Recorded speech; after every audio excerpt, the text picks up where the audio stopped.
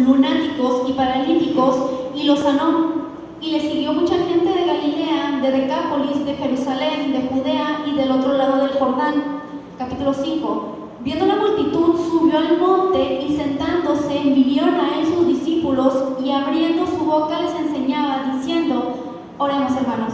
Jesús, y te doy gracias, Señor. Amén. Y así, hermanos, vamos a iniciar. En realidad el mensaje va a girar en torno a las bienaventuranzas. Voy a dar una breve reseña acerca de lo que es cada una, pero antes déjenme darles una pequeña introducción. Y para que me entiendan un poquito el por qué inicié antes de entrar a cada una de la lista. Dentro de lo que es el Evangelio de Mateo, del capítulo 4, inicia la tentación de Jesús y vemos de que él inicia su ministerio. Jesús inicia su ministerio con la gente predicando. Entonces, y fue donde él empieza a llamar a los discípulos, que son los 12 discípulos que lo acompañan a lo largo de su ministerio. Dentro de ese contexto, dice desde los últimos versículos del capítulo 4 que lo siguió mucha gente. Lo siguió mucha gente de alrededor de donde él estaba, ya había llamado a algunos discípulos y él empezó a traer el mensaje de salvación y a empezar a trabajar con la gente, sanándolos de las enfermedades que tenían. Entonces, del capítulo 5 en adelante, empieza lo que se llama lo que nosotros llamamos, o digamos en la Biblia se le llama el Sermón del Monte. El Sermón del Monte, hermanos, se compone del capítulo 5, 6 y 7 del libro de Mateo y es el primer sermón de los 5 sermones de Jesús que se narran en el Evangelio de Mateo. Yo nada más voy a abarcar del capítulo 5 hasta el versículo 12 y ya lo demás ustedes lo estudian de su casa. ¿Y a qué voy con esto? Dentro de la situación, trayéndonos esto a la situación actual de la iglesia evangélica, un evangélico o dentro de los grupos cristianos, póngale la denominación que quieran, la denominación que usted diga que profesen, pero todo el círculo de la comunidad cristiana, no me voy a ir a otras religiones, vámonos a centrarnos en la comunidad cristiana, ha caído en un error, en mi opinión. Bueno, lo que yo he visto, lo que yo he escuchado por ahí, ponen mucho el énfasis en el hacer antes que el ser. Está medio filosófico el asunto, pero es así. Es de que tú tienes que hacer esto, tú tienes que venir aquí, tú tienes que aportar esto, tú tienes que ir para allá, tú tienes que ir para acá, que está bien, no voy a decir que esté mal. Pero es una mala interpretación del mensaje del Evangelio, porque el mensaje del Evangelio primeramente empieza con la fe en Jesús, no en la fe en ti, o en la fe en quien te está predicando, o en la fe de los 4 pares lo que nos puede traer esto, sino en la fe en la persona de Jesús. Y entonces a veces de que muchas veces se ha predicado la gente ha venido a la iglesia con falsas promesas de te va a ir bien, mira, se va a arreglar tu matrimonio, mira, vas a encontrar trabajo, mira, ya se te va a ir la racha de mala suerte que has tenido. Y no digo que esté mal ese mensaje, simplemente está un poquito suavizado lo que es la realidad del Evangelio. Por eso lo que llamamos nosotros el Evangelio de la prosperidad ha tomado mucho esfuerzo y la gente llega a dar incluso los escritores de su casa para que Dios les haga el milagro, como si fuera una transacción. O es de que el Evangelio de la prosperidad no solamente se trata de dar dinero, sino se trata de hacer algo y así tú tienes el favor de Dios. El problema es que cuando quizás Dios no está en su voluntad darte eso que estás pidiendo, y entonces ahí empieza tu resentimiento, el por qué Dios no me dio esto si yo hice esto. Ese es el centro del Evangelio de la prosperidad, por nada más ponerle uno. Entonces, ¿de dónde viene la raíz de tantos errores en la comunidad evangélica? Porque se nos olvida la identidad. Se nos olvida de que antes de que nosotros tengamos que hacer cosas, nosotros debemos de hacer cosas porque primero somos algo. La pregunta, y de hecho esta pregunta en sí el desconocimiento de esta pregunta en sí ha causado lo que, por ejemplo, nada más les voy a poner un ejemplo, la gran mentira de la ideología de género, la gran mentira de que ya ahorita se está diciendo que si una niña que nació niña resulta que se le mete en la cabeza decir soy niño,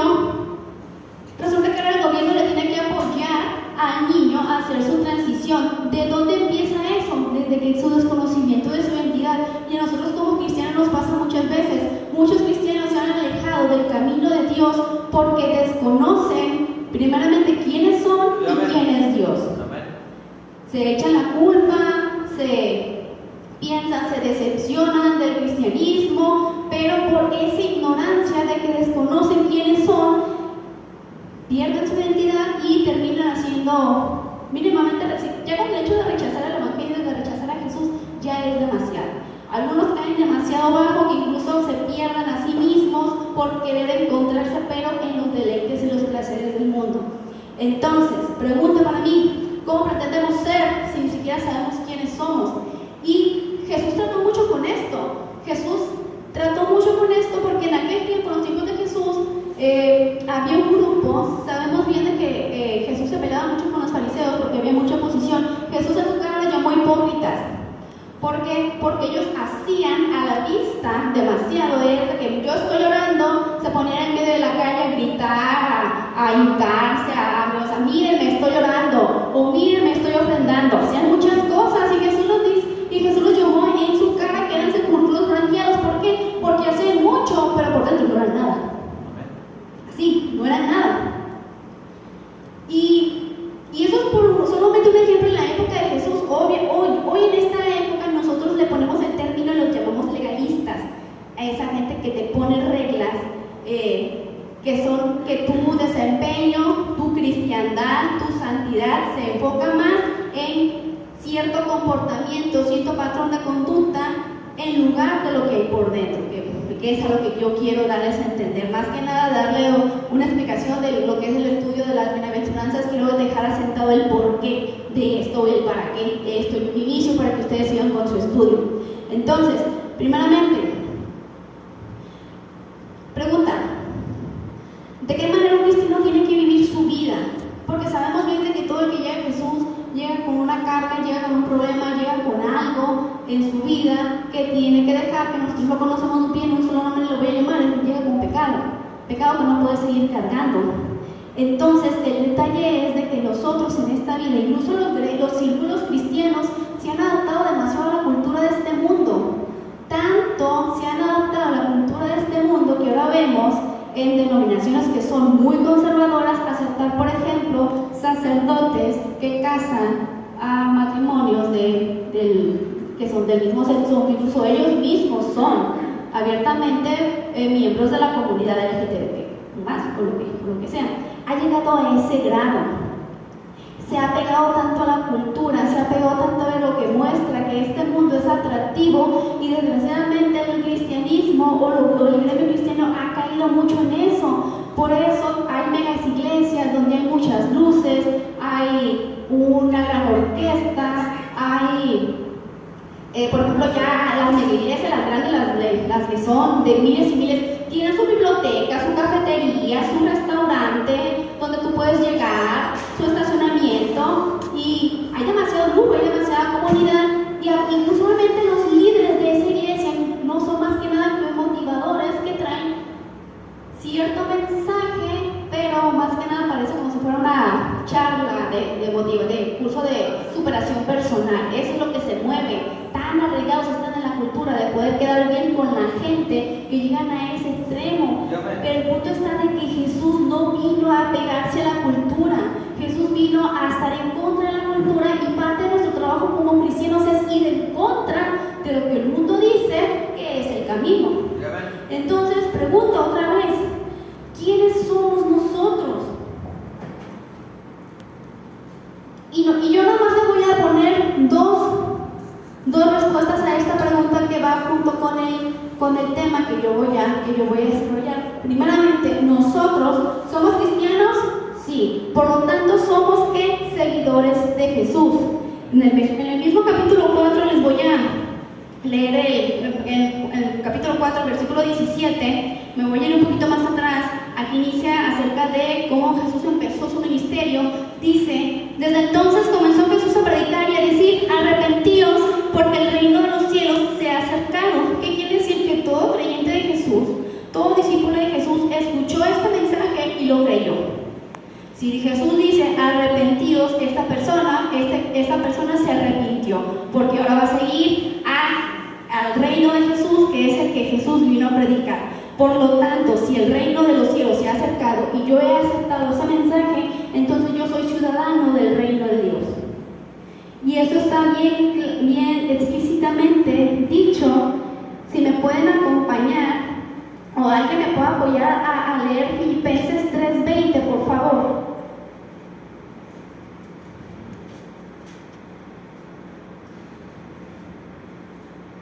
Dice, para nuestra ciudadanía, Filipenses 3:20. 3:20, por favor. Dice, para nuestra ciudadanía está en los cielos, de donde también esperamos al Señor, al Salvador, al Señor Jesucristo. ¿Dónde está nuestra ciudadanía? En los cielos. Y yo les voy a leer otra porción de la escritura que es en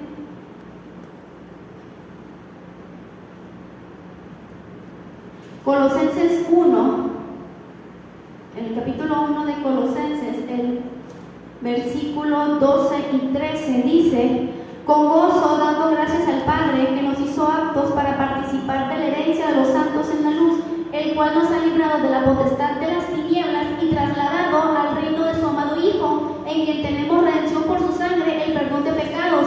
Entonces aquí mire, está más que claro, nosotros estuvimos en algún tiempo en el reino de las tinieblas, estuvimos en algún tiempo en la oscuridad. ¿Qué hicimos nosotros al escuchar el mensaje de Jesús y creernos? Como me había dicho, ¿qué hizo Jesús? Nos sacó de ese mundo de tinieblas y nos trasladó a su reino. Y si nosotros fuimos trasladados al reino de Jesús, ¿qué quiere decir? Que nosotros vamos a adecuar y aceptar y a seguir las normas del reino de Jesús dictadas por Jesús. No dictadas por la cultura, dictadas lo que es este tiempo, sino dictadas por el mismo Jesucristo. Entonces, somos discípulos de Jesús, por lo tanto somos ciudadanos del reino de Jesús. Por lo tanto vamos a aceptar lo que dice Jesús y nos vamos a comportar como ciudadanos del reino de Jesús. Entonces, ¿cómo podemos empezar a tener este comportamiento o en qué me puedo basar yo? Un ejemplo de muchos es la enseñanza del Sermón del Monte. Los 2 capítulos. Porque no solamente las bienaventuranzas no es el Sermón del Monte, es una parte, con lo que inicia. Pero el Sermón del Monte son los 2 capítulos de 5, 6 y 7 de Mateo, en donde habla de muchas cosas prácticas, situaciones prácticas y cotidianas de lo que debería de ser un cristiano y de lo que no debería de hacer, porque Jesús pone lo que en algunas más avanzadas en estos 2 capítulos pone: ¿saben qué oíste que fue dicho esto? Como le enseñaban, pero yo digo esto. Tú escuchaste muchas veces que la ley era así, pero realmente la ley no es así, es de esta manera. Jesús vino a corregir, Jesús vino a pulir, Jesús vino a enseñar cómo era lo que Él vino a traer en esta tierra, que va totalmente en contra con lo que los judíos en aquel tiempo esperaban del Mesías. Acuérdense que los judíos esperaban un redentor, esperaban un libertador, esperaban, sí, alguien que estableciera su reino, pero un reino político que desplazara al gobierno y a la opresión romana y que por fin les traía libertad. Pero Jesús no vino a eso. La libertad que vino a traer Jesucristo fue la libertad de la esclavitud del pecado que hay en nuestra vida y tener una libertad en Él. Entonces, ¿cómo puedo yo resumir lo que es el Sermón del Monte? Es fácil, es cómo vivir una vida cristiana sin morir en el intento, la verdad. Podemos tomar muchos ejemplos de que la vida cristiana debe vivirse así o tú tienes que hacer esto, pero pues al final lo que toma en cuenta es qué dijo Jesús acerca de eso. Y como una aclaración, acuérdense que esto fue enseñado, inicia el capítulo 5 diciendo que los discípulos de Él fueron los que se juntaron con Él. Ya en este entonces había mucha gente que lo seguía, escucharon su palabra, Jesús empezó a sanar y viendo la multitud, dice que Jesús subió a un monte, por eso se llama así, y sus discípulos reunidos y Él sentado les enseñaba. Entonces, esto es para una persona que cree en Jesús y está dispuesta a seguirlo. Entonces, si estamos de acuerdo con esto, podemos definirlo de otra manera, como por ejemplo la gran declaración del reino de Dios. Tú eres un ciudadano del reino, ¿cuál va a ser tu declaración acerca de lo que tú eres y a quién representas? Entonces, y si lo quieren ver de una manera más práctica, podemos hablar de que esto trata acerca de cómo debe ser el carácter de un cristiano. El carácter, primeramente, y el comportamiento de un cristiano. Entonces, nosotros con esto respondiendo la pregunta de qué somos, ya sabemos qué somos y ahora cuál va a ser nuestro carácter, cómo voy a comportar, vamos a empezar a estudiar esto.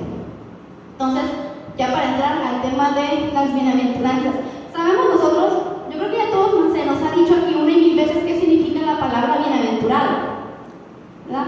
¿Alguien puede decir un significado?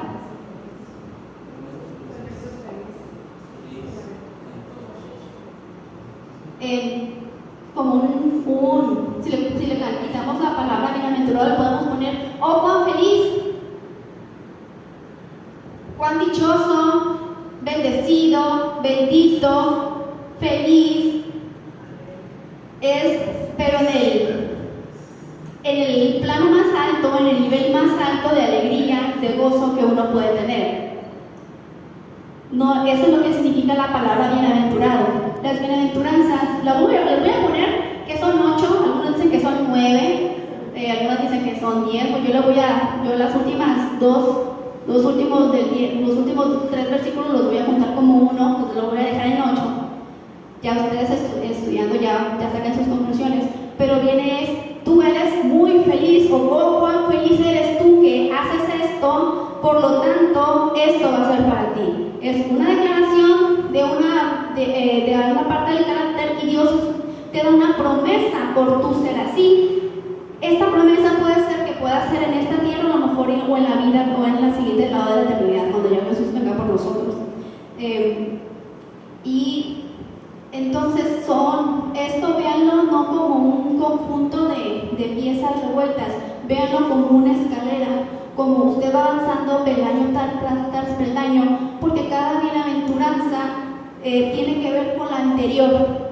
Entonces, no agarre como que al azar, yo voy a hacer esto, porque para poder hacer, porque por ejemplo, la quinta bienaventuranza usted tuvo que haber pasado por las otras 4. Vamos a verlo así. Entonces, con esto, y esto es parte del carácter de un cristiano, lo que nos puede diferenciar de una persona que no tiene a Cristo, porque sabemos de que personas que no tienen a Cristo son moralmente correctas, las hay. De hecho, a veces nosotros podemos decir de que, bueno, esta persona tiene todo, nada más le hace falta aceptar a Dios, pero es diferente. Lo que nosotros somos, en base a lo que vamos a leer, no es algo que lo pueda producir el hombre naturalmente. Esto que vamos a leer única y exclusivamente lo produce el Espíritu de Dios en nuestra vida cuando llega a nuestra vida, en el momento que nosotros aceptamos a Jesús, en el momento que nosotros aceptamos al gobierno de Cristo. No lo puede hacer una persona por sus propias fuerzas. Tiene que actuar Dios en nuestra vida, y por eso les digo, véanlo como una escalera en donde nosotros vamos avanzando poco a poco. El Sermón del Monte ustedes lo pueden ver como si fuera un espejo. Quiere medir o escalar cómo va en su vida cristiana.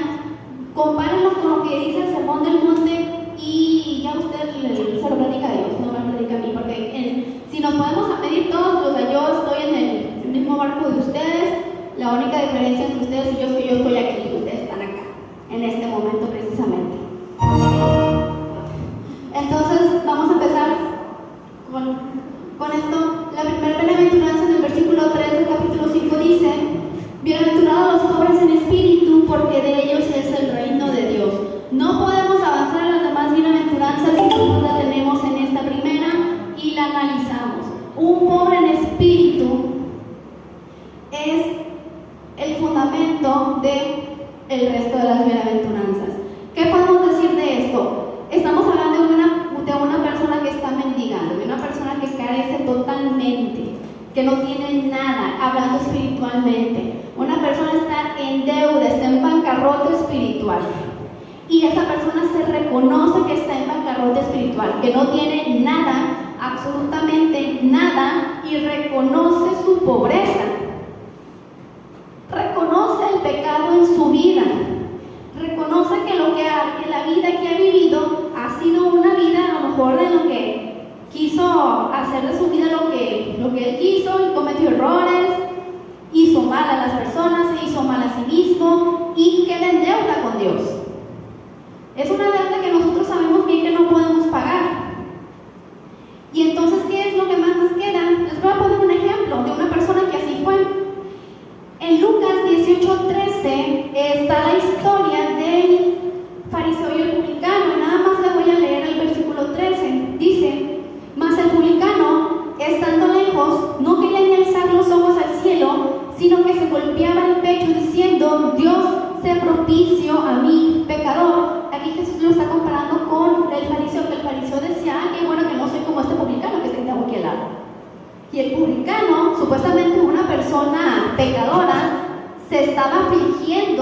corazón pidiéndole misericordia, pidiendo el favor de Dios, porque se sabía que era pecador. Una persona pobre en espíritu se sabe que es pecador.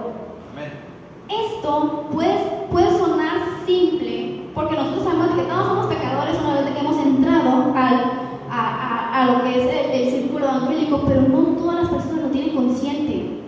Hay personas a las que le dices, bueno, pues pídele perdón, está enfermo o incluso está a punto de morir, y pídele perdón a Dios, y las personas se preguntan, pues de qué, si yo no he hecho nada malo. Comparan sus acciones con acciones de personas que a lo mejor han cometido asaltos, han cometido robos, han cometido engaños, han cometido fraudes, y se comparan con esas personas y dicen, pues yo no he hecho mal a nadie. Desde ahí, esa parte que es orgullosa, que es egoísta, no la reconocen, están cegados por eso. Pero una persona que ya vio su condición, entonces esa persona es un pobre en el espíritu y Dios lo llama, oh Juan feliz tú, que ya te diste cuenta de la condición en la que estás. Y Dios, ¿qué dice? ¿Qué promete con esto? Que de ellos es el reino de los cielos. Ahora sí, ya viste tu condición de pecador, te abro la puerta a mi reino, ya puedes pasar. Porque las personas de que no reconocen, de que se saben, de que son autosuficientes, ellas no van a poder entrar, porque primeramente tienen que reconocer su maldad. Entonces les dice, bueno, pásale. Y no solamente el reino de los cielos es una promesa que nos pone en este presente, pero también eso para el futuro, el reino de Dios cuando Él venga a gobernar, ahí vamos a estar nosotros. Nosotros que hemos reconocido nuestros pecados, que somos pobres en espíritu, porque aún así llevemos tantos años en el Evangelio, sabemos de que nuestra condición, que el pecado todavía nos sigue jalando. Y en esta condición es en la de Dios nos recibe. Pero el versículo 4, con la siguiente dice, bienaventurados los que lloran, porque ellos recibirán consolación. La respuesta de sentirte pobre en espíritu es un lamento en tu alma, es un lamento en donde en el griego esta palabra es la palabra más fuerte que se utiliza para el momento de llorar. Cuando te afliges, cuando la palabra que se dice o como se expresaría, la forma en que alguien se aflige por un ser, por la partida de un ser querido, o por ejemplo, más adelante Jesús se lamenta con la condición de las ciudades. Han leído en parte de la escritura donde Jesús pronuncia los ayes contra las ciudades que no recibieron su mensaje. ¡Ay de ti, Brasil! ¡Ay de ti! Ese lamento que Dios produjo, a ese nivel me estoy refiriendo, a ese nivel de llanto, a ese nivel de lamentación estamos hablando de esto. Igual también puede ser un lamento por nuestra vida pecaminosa, porque el pecado, hermanos, el pecado nos tiene que doler. Sabemos de que a veces no estamos conscientes de nuestra maldad, pero ¿no les pasa que a veces entran en un círculo vicioso de pecados?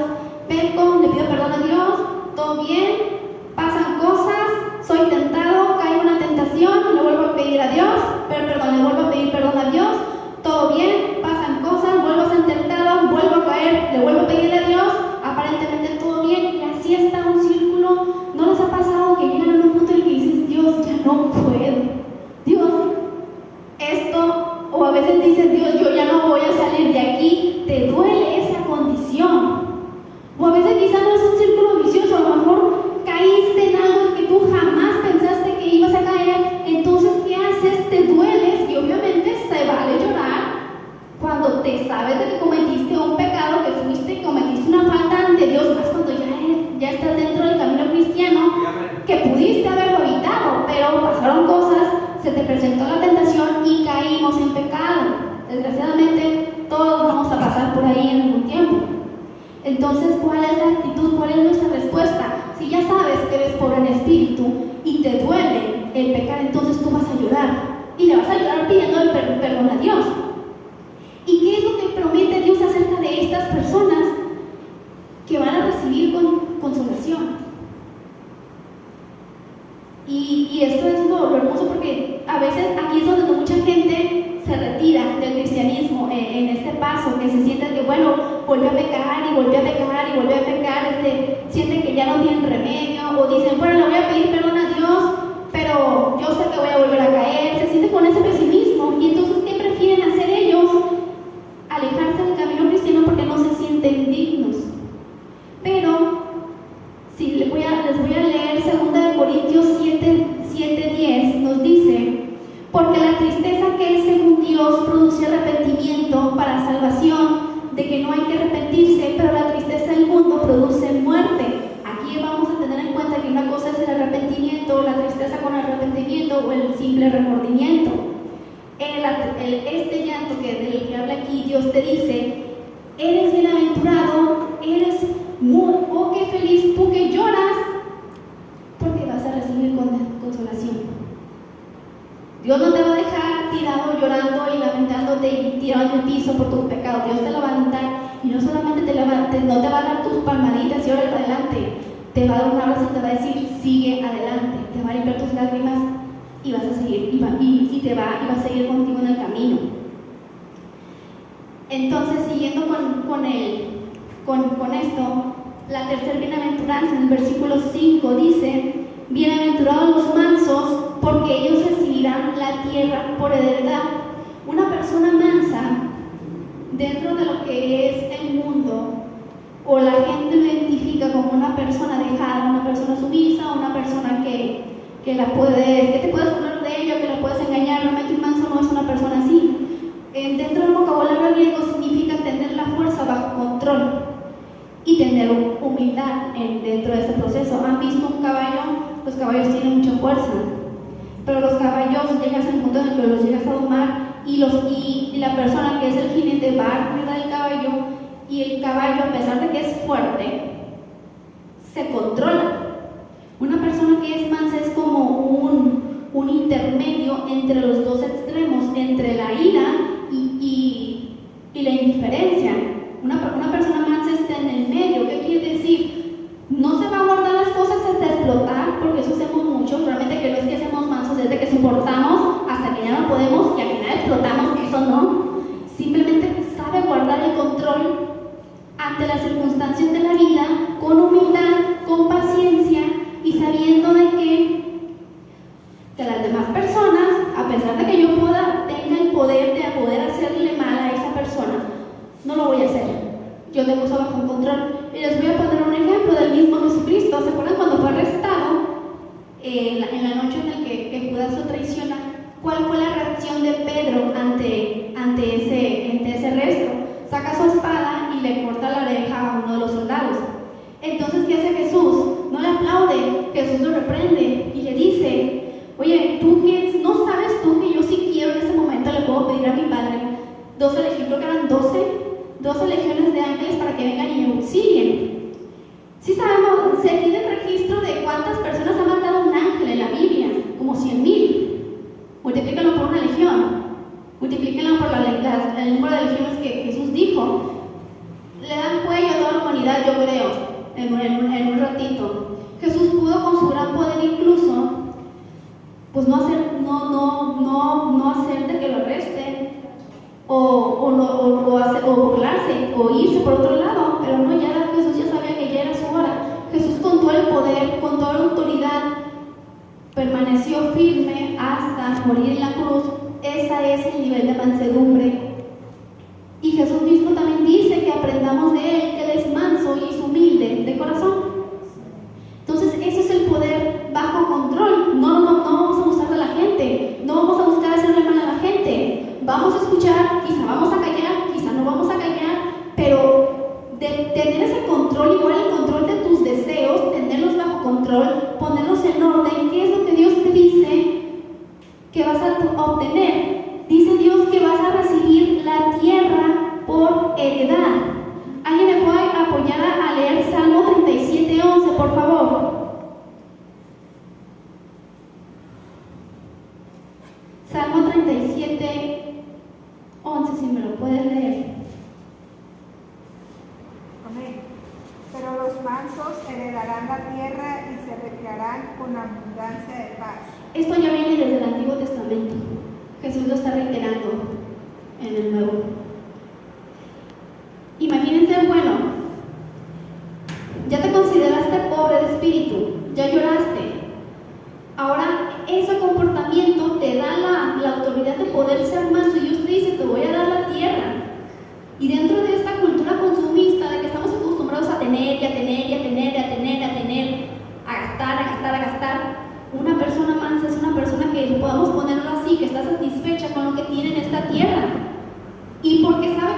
lo que puede conseguir se lo da Dios.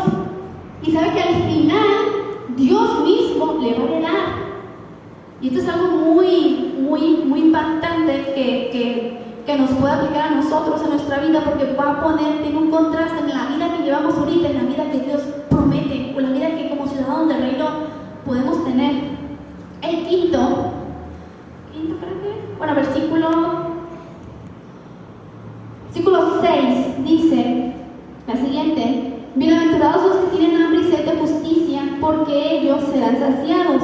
Bueno, ya con el proceso en el que vas llevando, voy a complementar este pasaje más adelantito en el capítulo 6, en el versículo 33, un versículo muy conocido que nos dice: mas buscad primeramente el reino de Dios y su justicia, y todas estas cosas os serán añadidas.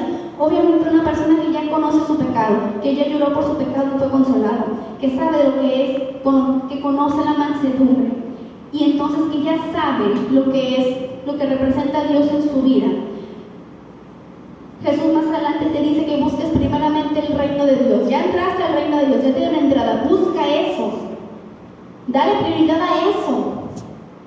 Reino de Dios y su justicia. Aquí la justicia la podemos poner dentro de varios contextos, porque dentro de la Biblia nos pone varios tipos de definiciones de lo que es de la justicia, pero ya nada más les voy a dar uno. Esta bienaventuranza es al deseo, al tener hambre, ese hambre que aprieta, esa hambre que duele, esa sed que no se sacia con nada, una sed muy fuerte que llega a doler por dos cosas: que de que Dios gobierne nuestra vida, y por lo tanto tú deseas que Dios gobierne tu vida, tú deseas ser libre del pecado, no solamente que Dios te perdone y ya, o que llores y Dios te consuele y ya, sino deshacerte totalmente del pecado, que seas justo tú delante de Dios, y por lo tanto tú vas a ser justo con los demás y desear que la justicia de Dios venga, pero la justicia de Dios, no la tuya. Aquí ya no podemos poner nuestros deseos, nuestras actitudes. Aquí ya no me va a importar yo tener la razón en una discusión, no me va a importar tener la mayor cantidad de votos a favor de X cosa, o que gane lo que yo quiero que ganar, sino yo voy a desear que Dios y su justicia reine en esta tierra.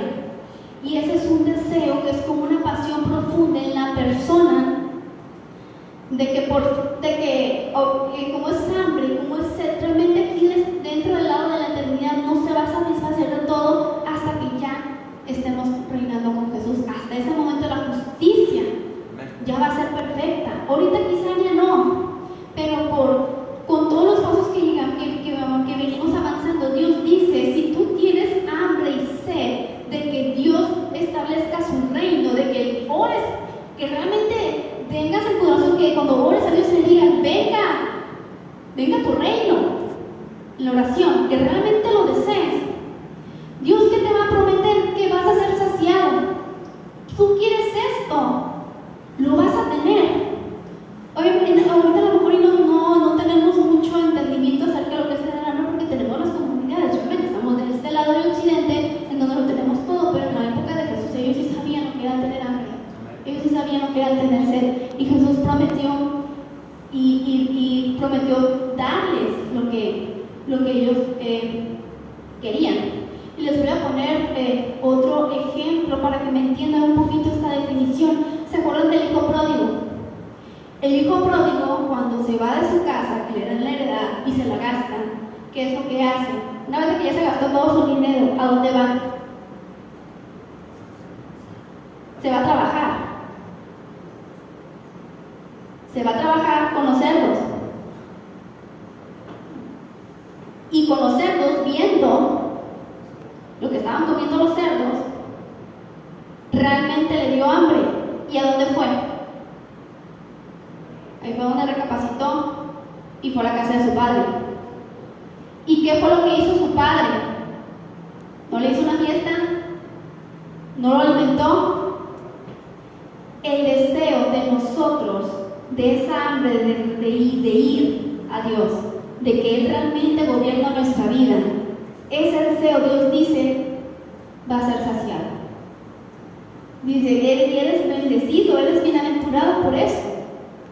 Y la siguiente, versículo 7 dice: bienaventurados los misericordiosos, porque ellos alcanzarán misericordia. Ya después de todo este proceso, sabemos bien que Dios ha sido con nosotros y entonces nosotros podemos ser con los demás. La misericordia es no tener lo que merecemos. Entonces tratamos con nuestro espíritu, va a ser compasivo, va a ser generoso, no va a buscar el mal en los demás. Quienes vengan con quienes tratemos, los vamos a tratar con amor, porque sabemos que Dios fue misericordioso con nosotros antes, Dios perdonó nuestros pecados antes, y ahora nosotros ese perdón, ese amor, no hay otra cosa en la cual yo no pueda responder sino llevándolo hacia los demás, no cerrándoles la puerta, no cerrándoles quizá el mensaje, porque a veces nos podemos guardar hasta el mensaje de la salvación. Si nosotros obtuvimos el mensaje de la salvación, si Dios fue tan misericordioso con nosotros que llegó a nuestra vida, es nuestro deber ofrecerlo a los demás. ¿Y qué es lo que Dios nos ofrece? Que nosotros, al ser misericordiosos con los demás, nosotros mismos vamos a alcanzar misericordia. Aquí sí va a aplicar lo que tú eres, lo que tú estás dando, eso es lo que vas a recibir. Y en este caso es misericordia. Con la siguiente, versículo 8, me estoy yendo a un versículo adelante. Bienaventurados los de limpio corazón, porque ellos verán a Dios. Ya con todo esto, ya nuestro corazón ya no va a estar tan duro, ya va a estar lavado, porque este proceso de Dios lavándote, Dios limpiándote, Dios purificándote. Una persona de limpio corazón es recto, es honesto, es puro. Y esto no es otra cosa, no es tu trabajo, no es lo que yo haga, es el trabajo del Espíritu Santo en la vida de nosotros, quien es el que nos lava, quien nos purifica. Esa fue la oración de David en el Salmo 51, purifícame más, lávame más. Y si podemos comparar esto, ustedes sabemos bien por qué los niños son los que reciben más abiertamente el mensaje del Evangelio, por su corazón. Porque se supone, porque pues ya ahorita el mundo ya está muy corrompido y un niño de 3 años puede tener muchas cosas ya, pero en lo normal, el corazón de un niño no está maleado, no ha sufrido el golpe del pecado, no ha sufrido la maldad y es más abierto a las cosas de Dios. Por eso siempre se recomienda que entre más niño, o que un niño te va a escuchar mejor el mensaje del Evangelio que incluso a veces que un adulto, porque un adulto ya viene dolido, ya está cerrado, ya viene arrastrando demasiado, pero un niño no. Entonces, ¿qué promete Jesús aquí? Que ellos van a ver a Dios. O sea, ya entramos al reino de Dios, Dios ya nos consoló, ahora Dios ya en este punto nos está diciendo, tú que eres de limpio corazón vas a ver a Dios. ¿Y cómo podemos ver a Dios? Va a llegar un momento en el que Dios nos promete que ahorita medio vemos, pero va a llegar un momento en que vamos a ver cara a cara. Pero aquí en esta tierra, y véanlo bien con los niños pueden, tú ves a un niño y tú a veces que tú dices, pues hay canciones de hecho que se han escrito, de que tú puedes ver a Dios o la obra de Dios o que Dios existe al ver a un niño. O cuando ven la naturaleza. Cuando vemos la naturaleza podemos ver realmente que Dios está presente ahí, que Dios fue quien diseñó. Porque hay gente que dice que es muy bonito y todo, pero pues no ven nada. No le atribuyen a Dios esa obra. Nosotros podemos ver a Dios hablándonos a través de su palabra, en su día a día, en la cotidianidad de nuestra vida, pero una persona que es pura va a estar más abierta, porque el pecado es lo que nos cega. Los pecados es el que nos va manchando, nos va haciendo que agachemos la cabeza, y entre más nos va lavando Dios, nosotros vamos a poder encontrar a Dios en todo, porque Dios está en todo, sabemos que Dios está en todos lados.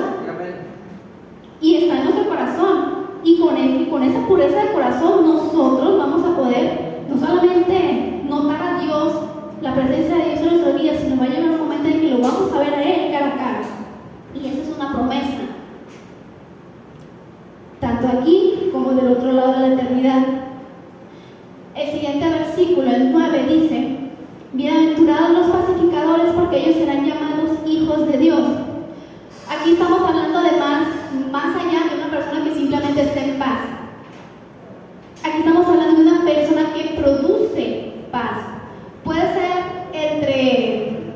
dado las circunstancias de la vida entre dos personas, pero Dios nos llamó a reconciliar y a traer paz con nuestro prójimo o con las personas, con Dios mismo.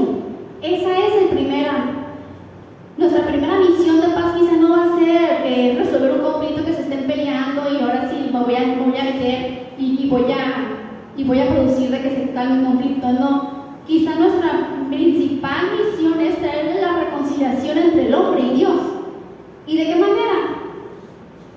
Vámonos desde el inicio, que fue lo que hizo Jesús, predicar el evangelio del reino. Lo mismo es lo que tenemos que hacer nosotros, y de esta manera vamos a traer paz por esas personas hacia Dios. Y Dios dice que ellos van a ser llamados hijos de Dios.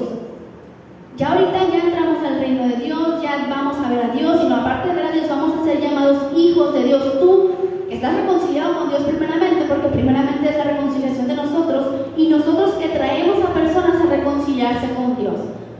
Y además de en otras cosas más, de que no vamos a ser alborotadores, vamos a procurar la paz, de que esté todo bien, y en otras cosas. Pero la principal obra de pacificadoras es esa: traer a las personas a reconciliarse con Dios. Es lo mejor que podemos hacer. Y todo esto nos va a llevar a una cosa que quizá a lo mejor y uno no lo puede ver como motivo de alegría, pero si somos hijos de Dios, si somos cristianos, tarde o temprano vamos a llegar por eso. Versículo 10 dice: bienaventurados los que padecen persecución por causa de la justicia, porque de ellos es el reino de los cielos. Bienaventurados sois por cuando mi causa os vituperen y os persigan y digan toda clase de mal contra vosotros mintiendo. Gozaos y alegraos, porque vuestro galardón es grande en los cielos, porque así persiguieron a los profetas que fueron antes de vosotros. Todo esto que acabo de mencionar al mundo no le agrada. Para el mundo no va a ser atractivo. Es más, va a estar en contra de lo que el mundo te está diciendo. ¿Cuál va a ser el resultado de todo lo demás? De que nos van a perseguir. Y quizá a lo mejor no vamos a ver la persecución que se dio más adelante, por ejemplo, en el libro de los Hechos. Hubo apedreados, hubo encarcelados, hubo quienes murieron de espada. Más adelante en la historia hubo quienes los quemaron en la hoguera, les cortaron la cabeza, los encerraron, etcétera, etcétera. Y Dios los llama que eres, qué feliz a ti que te persiguen, qué feliz a ti a ti que buscas el reino. Que acuérdate que una de las bienaventuranzas anteriores son los que tienen hambre, bienaventurados son los que tienen hambre y sed de justicia, y el versículo 10 inicia: bienaventurados los que padecen persecución por causa de la justicia. A eso que te estás aferrando, que anhelas, te van a perseguir por eso. Y más adelante dice: bienaventurados son por cuando mi causa, por la causa de Cristo, hablen mal de ti. Gózate y alégrate, porque tu galardón es grande en los cielos. Y aquí quiero aclarar una cosa, porque esta persecución y esta bienaventuranza y esta felicidad y este gozo son única y exclusivamente por la causa de Cristo. Por ser cristiano, sí, pero por aferrarte a la causa, porque ahí hay aflicciones y hay persecución por nuestros errores, que esos no. Porque pasa de que, pero se usa mucho, ¿no? De que ahorita ya todo el mundo expone su vida en las redes. Siempre va a haber un post en Facebook o a lo mejor una plática en donde, no, pues de que yo soy hija de Dios y que me están persiguiendo y me están hablando de mí, pero resulta que esa persona andaba haciendo y deshaciendo o andaba en mitotes, andaba haciendo cosas que no debe, andan hablando de ella, pero como se pone en su orgullo, ella que es cristiana, no le pueden hacer eso, o Dios la va a defender. Eso no es persecución por causa de Cristo. Eso es persecución porque andas haciendo cosas que no debes. La gente lo toma así, pero no. Esta persecución que habla Jesús es por ser un ciudadano del reino de Dios. El mundo te va a dar guerra. Entonces aquí una pregunta a considerar: si hasta ahorita nadie te ha dado guerra por el simple hecho de ser cristiano, entonces hay que pensar en qué voy y todo lo demás. Porque aquí a lo mejor y no vamos a sufrir lo que sufrió, no me acuerdo cómo se llama, pero fue la semana pasada, Estados Unidos. Él hace años generó, creo, un comedor o una fundación en Haití. Su hija de 21 años y el yerno de 23 se fueron a servir como misioneros en Haití y pasó un grupo armado, disparó y murieron ellos dos y murió el misionero en Haití. Eso acaba de pasar la semana pasada. La persecución sigue todavía. Yo sé que a lo mejor no vamos a llegar a ese, quizá no, podemos, depende de a dónde se quieren ir de misioneros. Aquí en México no me voy a ir fuera del país, váyanse más para el sur y van a ver cómo está. No sabemos, pero mínimo, alguien se va a reír, alguien te va a inventar algo, alguien va a ver que eres muy buena gente y le vas a caer mal. Le vas a mencionar a Dios y si esa persona rechaza a Dios, te va a odiar. Más en alguna ocasión de nuestra vida eso va a pasar. Y Dios dice, gózate y alégrate, porque tu recompensa va a estar en el cielo. Y esto es solo el inicio del carácter que debe tener un cristiano. Más adelante, a lo largo del sermón de muerte, ya nos pone, ya vienen ejemplos prácticos de la vida real, los que hay que tener en considerar, ya de conducta, que también estaría bien de que ustedes lo reflexionen, porque si hay mucha tela de donde cortar. Y si nos ponemos no me vayan a salir como a mí me salieron unos adolescentes de aquí, ¿no?, de otra iglesia, en donde yo les pregunté, si esto fuera el estándar de la vida de un cristiano, ¿ustedes creen que lleguen? ¿Saben qué me dijeron los plebes? Que sí. No sé si me entendieron la pregunta, pero yo, en mi opinión, yo miré que ellos me dijeron, no le llego, me falta mucho. No, todos dijeron que sí, todos. Y yo nomás así como que, ok. Yo en lo personal no creo llegar todavía, pero estamos en el camino. Y está el Espíritu Santo con nosotros y vamos a ir avanzando. Yo sé que podemos, hermano. Vamos a orar por la palabra. Vamos a pedirle